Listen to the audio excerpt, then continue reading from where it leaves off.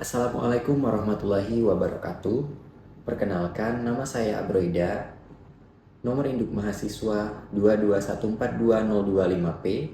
Saya merupakan mahasiswa transisi dari Universitas Bina Dharma pada program studi S1 Teknik Informatika.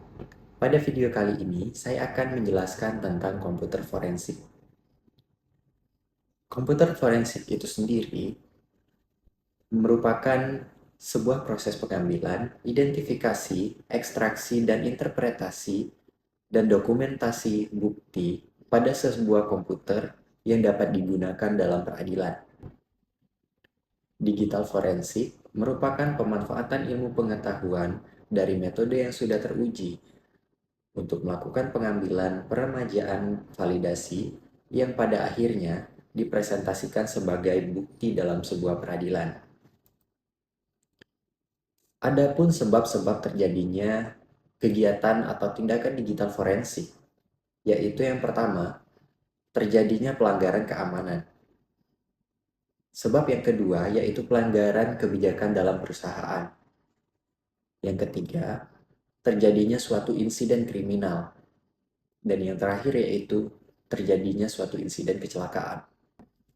Adapun jenis-jenis komputer forensik, dalam dunia digital forensik terdapat 6 jenis komputer forensik. Yang pertama yaitu forensik media digital. Forensik media digital ini meliputi penyelidikan terhadap perangkat penyimpanan seperti USB drive, hard drive, CD, dan lain sebagainya. Yang kedua yaitu forensik jaringan.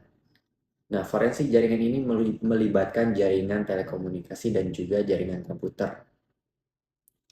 Aktivitas yang dilakukan penyelidikan yaitu terhadap jejak digital pada jaringan komputer, termasuk pemeriksaan log, pemantauan lalu lintas jaringan, serta analisis protokol. Jenis komputer forensik yang ketiga yaitu forensik perangkat bergerak. Forensik perangkat bergerak di sini merupakan perangkat mobile seperti smartphone, tablet, laptop, dan lain sebagainya. Yang keempat yaitu forensik komputer jarak jauh. Ini memanfaatkan teknologi remote yang dapat dilakukan dari jarak jauh. Kemudian forensik cloud. Penyelidikan terhadap data yang disimpan pada layanan cloud. Hal ini termasuk analisis jejak digital, audit log, dan identifikasi bukti digital yang relevan. Selanjutnya, atau yang terakhir yaitu forensik RAM. Nah, forensik RAM ini merupakan penyelidikan terhadap RAM atau Random Access Memory untuk mengidentifikasi jejak aktivitas yang tidak tersedia pada disk, seperti proses yang sedang berjalan, kunci enkripsi, dan informasi autentikasi. Dalam digital forensik atau komputer forensik, terdapat ruang lingkup. Yang pertama yaitu pengumpulan bukti digital. Ruang lingkup yang kedua yaitu analisis forensik. Yang ketiga, pengembangan metodologi. Yang keempat, pembuktian digital. Yang kelima, pencegahan dan mitigasi. Dan yang terakhir yaitu kerjasama dengan penegak hukum. Dalam pelaksanaan komputer forensik atau digital forensik, harus dilindungi atau harus berpegang teguh pada dasar hukum yang berlaku dalam suatu negara. Di Indonesia, telah ditetapkan Undang-Undang Nomor 11 Tahun 2008 tentang Informasi dan Transaksi Elektronik. Sebagaimana undang-undang tersebut telah diperbarui melalui Undang-Undang Nomor 19 Tahun 2016 tentang Informasi dan Transaksi Elektronik. Undang-Undang ITE ini merupakan undang-undang pertama dalam cyber law di Indonesia. Dalam Undang-Undang ITE mengatur seluruh kegiatan yang berkaitan dengan informasi dan transaksi elektronik. Adapun yang dibahas dalam undang-undang ini adalah yang pertama pengakuan dan atau dokumen elektronik sebagai alat bukti hukum yang sah. Yang kedua, pengakuan atas tanda tangan elektronik. Yang ketiga, penyelenggaraan sertifikat elektronik. Yang keempat, penyelenggaraan sistem elektronik. Yang kelima, membahas tentang nama domain. Yang keenam, membahas tentang hak kekayaan intelektual dan perlindungan hak pribadi, dan yang ketujuh, perbuatan yang dilarang serta ketentuan pidananya. Nah, dalam menjaga privasi masyarakat Indonesia telah diatur dalam Undang-Undang ITE ini pada bab 7, yaitu tentang perbuatan yang dilarang.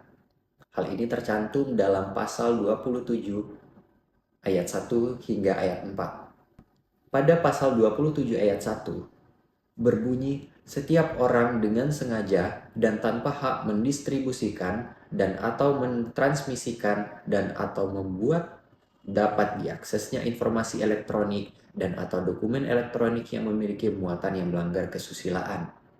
Pada pasal 27 ayat 2, setiap orang dengan sengaja dan tanpa hak mendistribusikan dan atau mentransmisikan dan atau membuat dapat diaksesnya informasi elektronik dan atau dokumen elektronik yang memiliki muatan perjudian. Pada pasal 27 ayat 3, setiap orang dengan sengaja dan tanpa hak mendistribusikan dan atau mentransmisikan dan atau membuat dapat diaksesnya informasi elektronik dan atau dokumen elektronik yang memiliki muatan penghinaan dan atau pencemaran nama baik.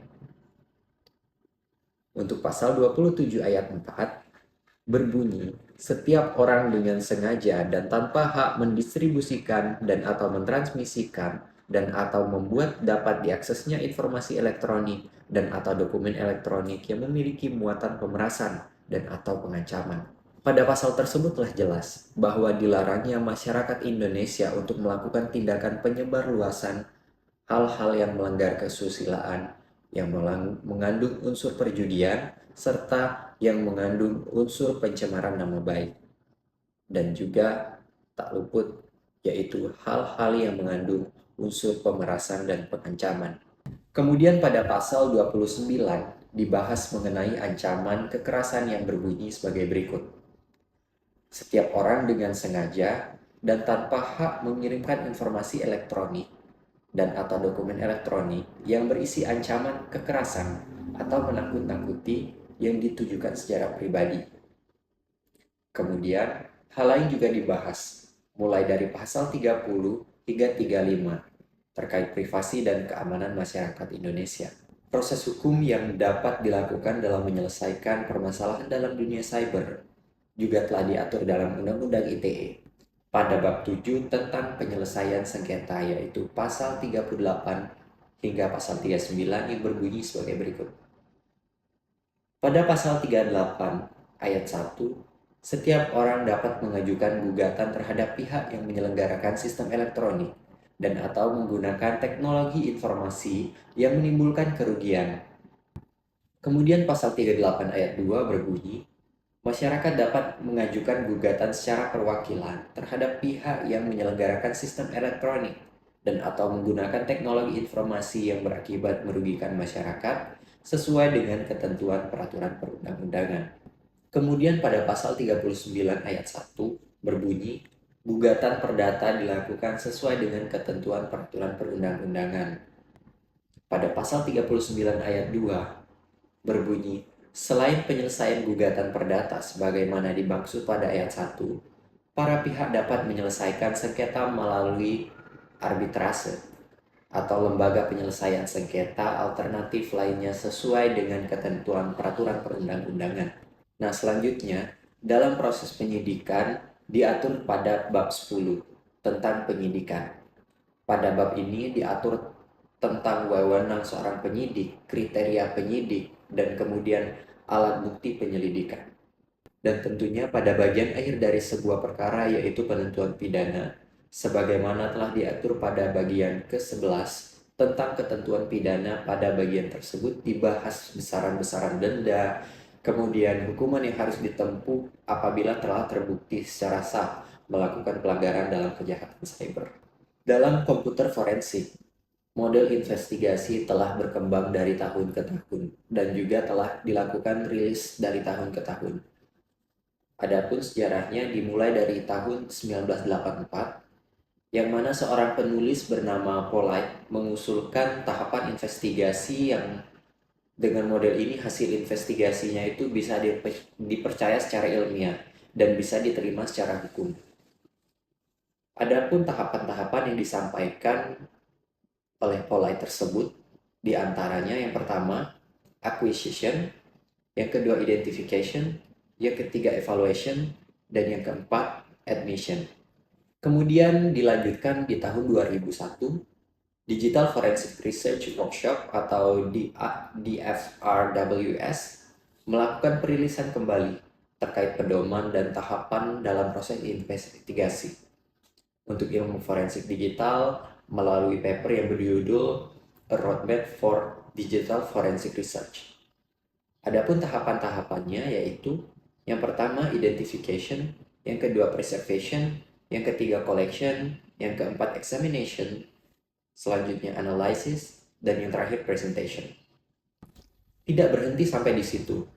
Di tahun 2006 dilakukan publikasi kembali atau publikasi khusus 800-86 oleh National Institute of Standard and Technology atau NIST yang ditulis oleh Ken, Chevalier, Grace, dan Dang. Publikasi tersebut membahas terkait panduan untuk mengintegrasikan teknik forensik ke dalam respon insiden. Adapun tahapan-tahapannya yaitu yang pertama collection, yang kedua examination, dan yang ketiga analysis, yang terakhir yaitu melakukan reporting. Selanjutnya pada tahun 2009, penulis Elsevier dan Ing merilis bukunya yang berjudul Building a Digital Forensic Laboratory. Buku ini melakukan pembahasan terkait tahapan proses penyelidikan. Tahapan-tahapan tersebut yang dibahas pada buku ini diantaranya evidence collection, evidence preservation, evidence analysis, dan evidence presentation. Nah, selanjutnya pada paper yang berjudul Common Phases of Computer Forensic Investigation Models yang telah ditulis oleh Yunus Yusof dan kawan-kawan, dalam paper tersebut para penulis mengusulkan model investigasi baru yang disebut dengan model Generic Computer Forensic Investigation Model atau biasa disingkat GFFIM dengan tahapan-tahapannya yaitu yang pertama pre-process, yang kedua acquisition and preservation, yang ketiga analysis, yang keempat presentation, dan yang terakhir yaitu post-process.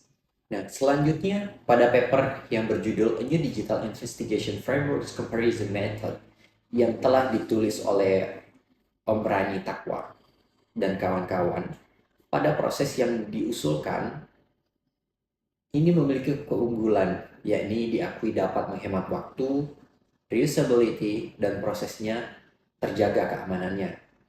Adapun tahapan-tahapannya dapat dijelaskan sebagai berikut. Tahapan yang pertama yaitu melakukan pre-processing. Setelah itu dilanjutkan dengan collection. Dalam melakukan collection ini, terdapat subproses lagi. Yang pertama yaitu localization, identification, dan juga scheduling. Nah, setelah dilakukan collection, maka dilanjutkan dengan proses classification.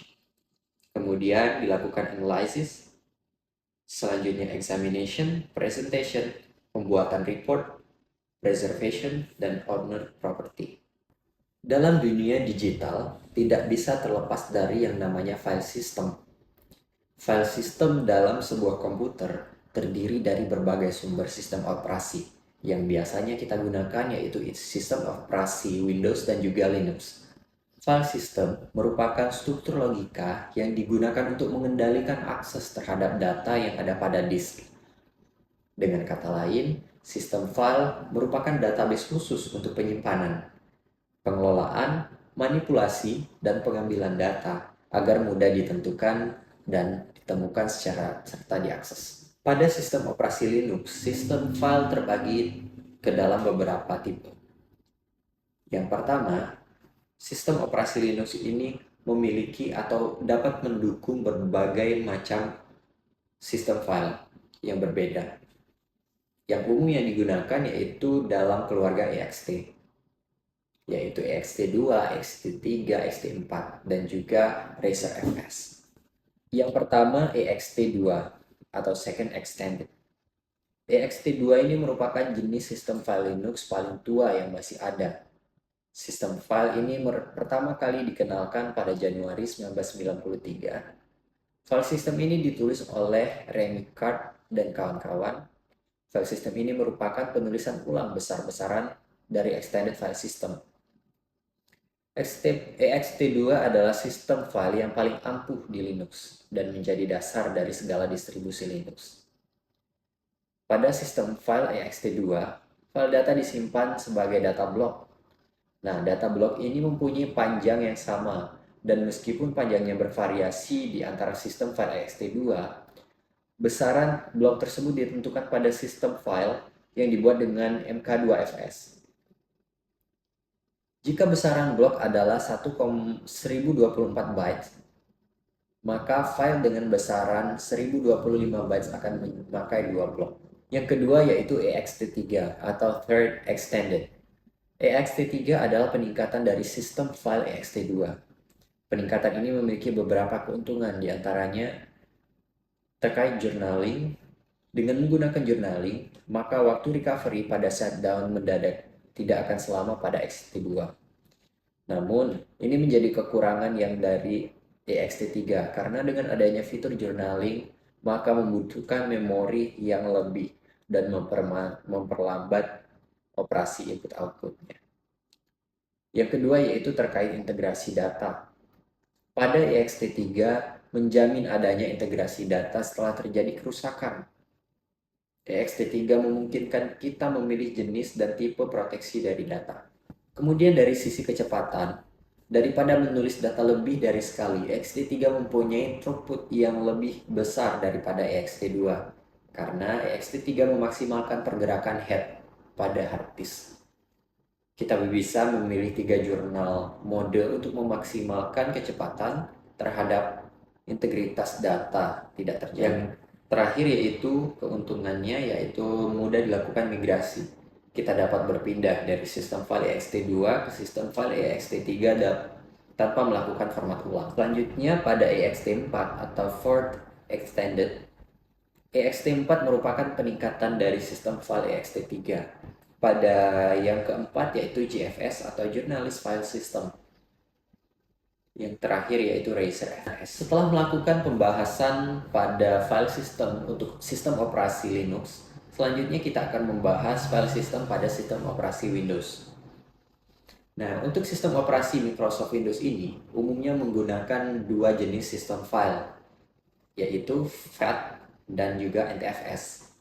Sementara versi sistem file yang umum digunakan adalah FAT12, FAT16, FAT32, dan NTFS. Nah, untuk jenis atau tipe file FAT atau File Allocation Table, ini merupakan sistem file yang menggunakan struktur tabel alokasi berkas sebagai cara beroperasinya. Seluruh sistem operasi Windows mendukung penggunaan sistem file FAT. Selama bertahun-tahun, banyak fitur yang telah ditambahkan dalam pengembangannya, yang terinspirasi dari fitur serupa, yang ada file sistem yang terdapat pada Unix. Kemudian jenis file yang kedua yaitu NTFS atau New Technology File System. NTFS merupakan sistem file yang memiliki sebuah desain sederhana, namun memiliki kemampuan yang lebih baik dibandingkan FAT. Dalam NTFS, semua data file, nama file, tanggal pembuatan, kemudian izin akses, disimpan dalam metadata pada master file pada tabel MFD. NTFS ini pertama kali dikenalkan oleh Microsoft pada sistem operasi Windows NT dan juga mendukung sistem operasi terbarunya mulai dari Windows 7 hingga ke atas. Adapun secara garis besar, perbandingan antara FAT32 dengan NTFS yang umumnya kita gunakan yaitu dari segi kecepatan akses. Secara umum, NTFS ini memiliki kecepatan akses yang lebih baik daripada FAT32. Yang kedua terkait ukuran partisi dan banyaknya file. NTFS dan juga FAT32 ini mempunyai ukuran maksimal partisi sebesar 2 TB. Ukuran maksimal file NTFS tidak terbatas sesuai dengan ukuran partisi. Begitu juga dengan jumlah cluster dari NTFS, itu tidak terbatas. Sementara untuk maksimal FAT32 sebesar 4 GB dan dengan jumlah cluster maksimal yaitu 268.435.456 cluster. Kemudian dari segi keamanan data, NTFS ini memiliki built-in security yang memungkinkan untuk mengatur permission dari masing-masing file maupun directory, sedangkan FAT32 itu tidak memiliki.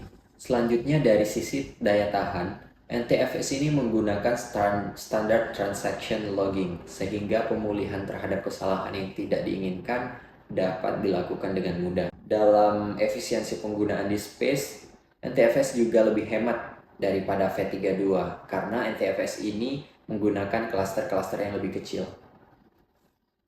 Nah, untuk kecocokan dengan sistem file lain, partisi NTFS ini hanya dapat digunakan oleh partisi lain yang menggunakan file atau sistem NTFS. Nah, sedangkan untuk FAT32 ini lebih fleksibel lagi dalam penggunaan atau dalam kecocokan untuk sistem file lain. Bahasan kita selanjutnya yaitu untuk file type, file signature, dan juga magic number. File type adalah sebuah nama yang diberikan kepada sebuah file untuk membedakan jenis dari sebuah file. Secara umum, tipe file adalah nama yang merujuk kepada jenis dari sebuah file. Seperti contoh, tipe file image ini dapat dibagi menjadi beberapa format, yaitu diantaranya JPEG, JPG, dan juga lain sebagainya. Nah, setiap file ini memiliki beberapa byte data yang dapat menunjukkan jenis dari sebuah file tertentu. Byte data tersebut dikenal dengan sebagai file signature dan juga magic number. Adapun penjelasan untuk file signature yaitu nomor unik dalam sebuah header sebuah file yang digunakan untuk mengidentifikasi atau memverifikasi integritas konten dari sebuah file tersebut. File signature dimanfaatkan untuk mendeteksi tindak kejahatan yang digunakan para penjahat dengan teknik menggunakan atau merubah ekstensi file untuk menyembunyikan konten dari bentuk aslinya. Misalkan, file tersebut yang seharusnya itu file gambar, namun diubah ekstensinya menjadi file berbentuk file Word ataupun PowerPoint dan lain sebagainya. Selanjutnya yaitu magic number. Magic number yaitu byte di dalam file yang digunakan untuk mengidentifikasi format dari sebuah file. Biasanya dapat diidentifikasi pada bagian awal dari sebuah file, ukurannya itu berkisar antara 2 hingga 4 byte. Yang terakhir yaitu file checksum. Untuk file checksum ini umumnya digunakan sebagai hasil dari sebuah fungsi hashing dari sebuah file konten. File checksum terutama digunakan untuk melakukan verifikasi integritas file dari error transmisi atau dari serangan. Nah, dalam digital forensik atau ilmu komputer forensik ini, tahapan awal sebuah atau seorang penyidik melakukan penyelidikan terhadap sebuah kasus yaitu melakukan akuisisi dan juga imaging. Nah, akuisisi ini proses pengelolaan barang bukti digital yang terkait dengan media penyimpanan seperti hard disk, flash disk, CD drive, dan lain sebagainya. Proses ini dilakukan untuk mengekstraksi dan juga menduplikasi barang bukti yang ditemukan guna untuk melakukan analisis terhadap barang bukti yang ditemukan agar tidak rusak serta integritas barang bukti tersebut tetap terjaga. Nah, dalam tahapan akuisisi ini terdapat beberapa tools yang dapat digunakan oleh tim seperti FTK Imager, Bitcorator, dan lain sebagainya. Pada disk image ini merupakan proses dari file tunggal atau suatu perangkat media penyimpanan yang mengandung isi lengkap dengan struktur yang kemudian diperbanyak atau dikloning atau dilakukan penggandaan dengan isi dan struktur yang sama persis sempurna dari yang asli tanpa selisih ukuran 1 bit pun. Adapun macam-macam dari kegiatan imaging ini, yang pertama yaitu disk to disk, disk to file, MD5, SHA1, SHA256, SHA-384, dan juga SHA-512. Nah, sebelum melakukan akuisisi, tim harus mempersiapkan hal-hal yang perlu dilakukan. Yang pertama yaitu melakukan penyiapan objek atau media penyimpanan yang ingin dilakukan akuisisi tersebut. Yang kedua yaitu menyiapkan USB write blocker, yang mana beberapa mekanisme fisik yang dapat mencegah untuk melakukan modifikasi atau penghapusan data-data berharga pada perangkat USB flash tersebut. Dan yang terakhir yaitu yang pastinya tools imaging. Dalam hal ini dapat menggunakan FTK Imager dan lain sebagainya. Bahasan selanjutnya yaitu terkait bukti digital. Bukti digital didefinisikan sebagai data yang disimpan atau dikirimkan menggunakan komputer yang digunakan untuk mendukung atau menyangkal teori tentang bagaimana suatu pelanggaran terjadi atau elemen-elemen penting dari pelanggaran tersebut.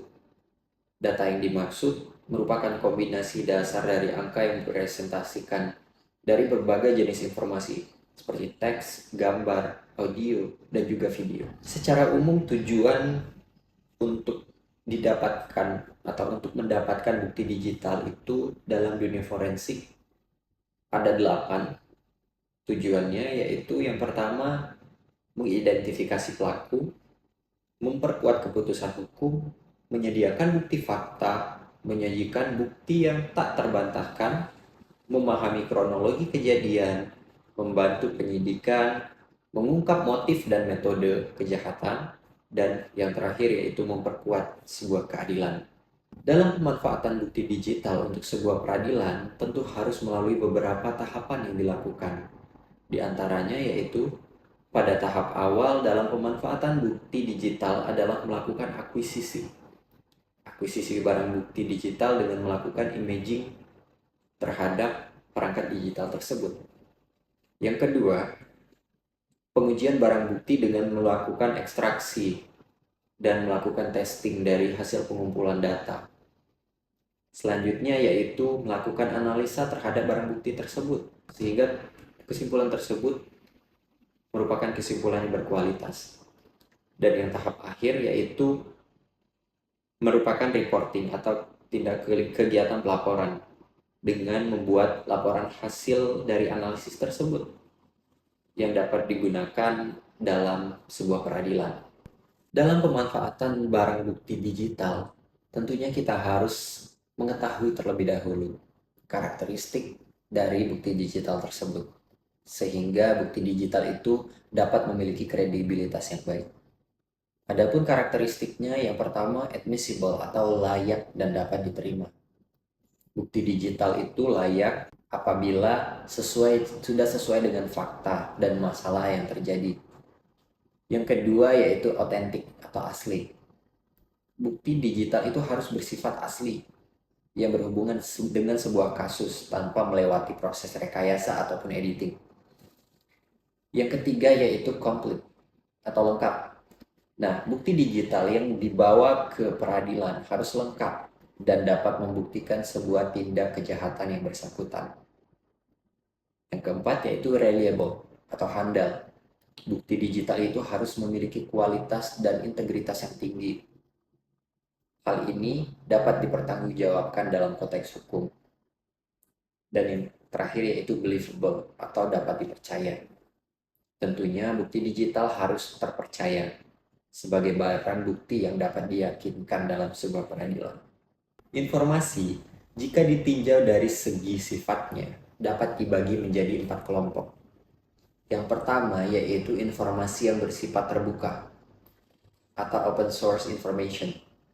Nah, informasi ini dapat diakses atau diperoleh dari mana saja, dari berbagai sumber. Misalkan dari koran, buku, skripsi, tesis, dan lain sebagainya. Yang kedua yaitu informasi setengah terbuka, yang mana informasi ini dapat diperoleh dengan cara membeli dari pihak-pihak tertentu, seperti membeli software dari vendor tertentu yang diketahui cara kerjanya. Yang ketiga yaitu informasi yang tertutup, yakni informasi yang sulit diperoleh, Informasi ini kadang-kadang memerlukan kegiatan khusus untuk mendapatkannya. Misalnya, mencuri sebuah desain dari kode program, mencuri rahasia sebuah negara, itu termasuk informasi yang tertutup. Dan yang terakhir yaitu informasi yang terklasifikasi atau classified information. Nah, informasi ini informasi yang diperoleh dari kegiatan mata-mata, satelit, atau menggunakan agen rahasia dengan resiko memperoleh informasi yang sangat tinggi. Selanjutnya yaitu email forensik. Nah, email forensik ini merupakan cabang ilmu forensik digital yang berfokus pada investigasi email. Email forensik ini bertujuan untuk mengumpulkan barang bukti digital atas kejahatan dan insiden. Email forensik tersendiri merupakan kegiatan pemeriksaan email yang mendalam dan dilakukan secara sistematis, terutama aspek-aspek seperti rute transmisi pesan, file dan dokumen terlampir, kemudian alamat IP server dan komputer, dan lain sebagainya. Dalam email itu sendiri terdapat berbagai kejahatan-kejahatan yang dilakukan. Adapun kejahatan-kejahatan yang biasa dilakukan dalam email yaitu yang pertama spam atau spamming. Dalam spamming ini pelaku dapat mengirimkan ribuan email sekaligus setiap hari, setiap waktu dengan melintasi jaringan internet sehingga berdampak pada menyebabkan overload kapasitas komputer yang sibuk. Kemudian yang kedua yaitu email worm. Nah, email worm ini menggunakan email sebagai jalan untuk menggandakan dirinya ke banyak komputer. Seperti dianalogikan cacing, yaitu cacing dapat membelah dirinya ke dalam beberapa segmen-segmen. Begitu juga dengan email worm. Dan yang ketiga yaitu email spoofing. Nah, email spoofing ini merupakan bagian dari bentuk pemalsuan. Pesan email yang dikirimkan itu dengan sengaja dipalsukan supaya tampak seolah-olah dari alamat email yang terpercaya. Nah, spoofing ini sering kali ditempuh dengan mengubah header dari email tersebut. Dan yang terakhir yaitu email bombing. Email bombing merupakan usaha untuk mentransfer email dari sejumlah ekstra besar ke sebuah target, sehingga akun email korban ini mengalami crash dan tidak dapat digunakan lagi. Adapun jenis-jenis investigasi email forensik yaitu yang pertama header analysis, yang kedua byte tactic, yang ketiga server investigation, yang keempat network investigation, yang kelima software embed identifiers, dan yang keenam sender mailer fingerprints. Baik, itu saja yang dapat saya sampaikan. Apabila terdapat kesalahan dalam penyampaian dan juga kekeliruan dalam penyampaian, saya mohon maaf. Terima kasih. Assalamualaikum warahmatullahi wabarakatuh.